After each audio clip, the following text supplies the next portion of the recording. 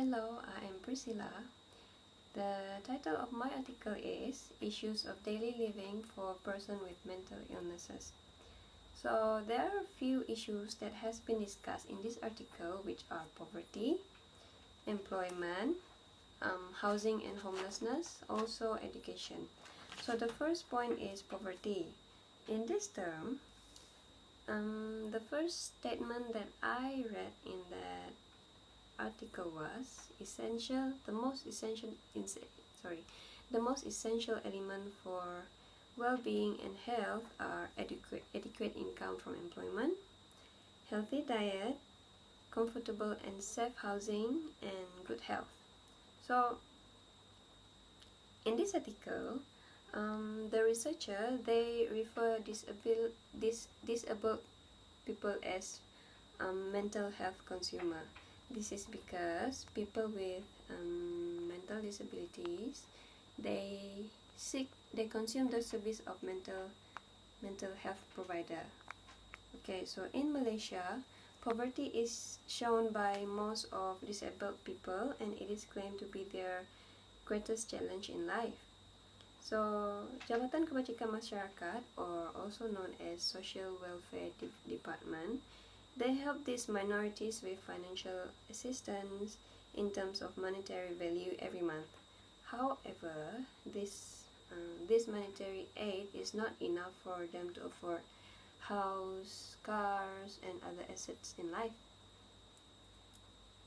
This is because the monetary value is very limited, and it is often viewed and assumed or called as pocket money from Jabatan Kebajikan Masyarakat.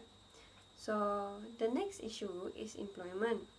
So disabled people, they want to feel like they don't want to feel isolated, so they want to work, because they often assume and claim that their disabilities are often burdens to others and themselves.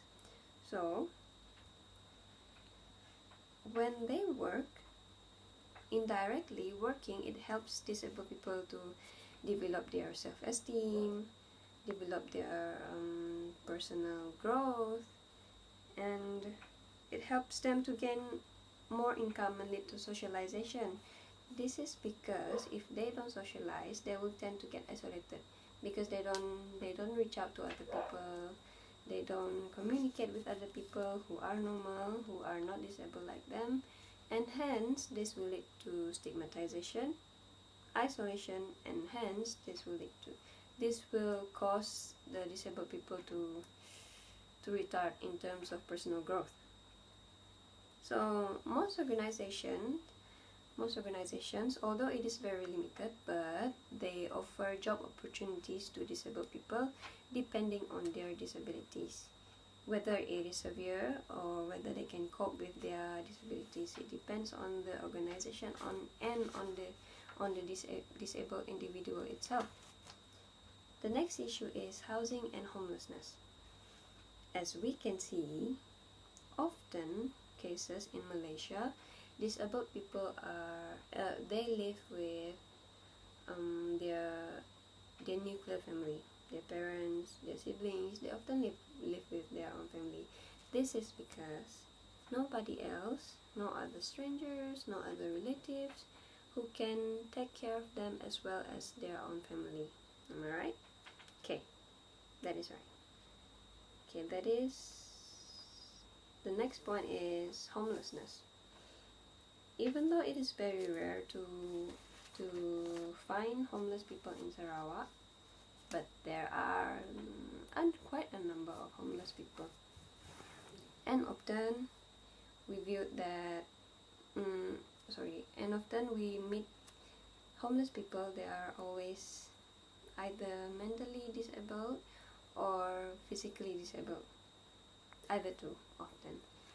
Okay, so these homeless people, the people who are isolated, who has been chased away by their family, they don't have anywhere to go, they don't have anyone to rely on. So homeless people are often social welfare department's responsibility. they are under the care of social welfare department. The last one is education. Even though disabled people are often lacking in formal education, this always lead to restriction in attaining economic independence.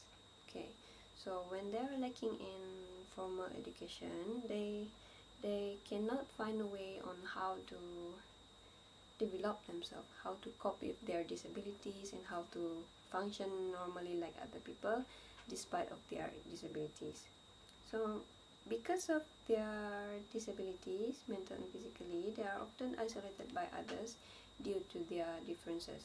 For example, like autistic children, they are often, sometimes they are hyperactive, they are irritated, they are not they don't share common traits, common behaviors with other normal kids, so that's why they are sometimes isolated by other people, by other kids.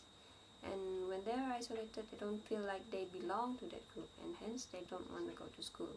So to intervene this problem, there are schools for special needs in Malaysia, although it is limited, but there are few of them.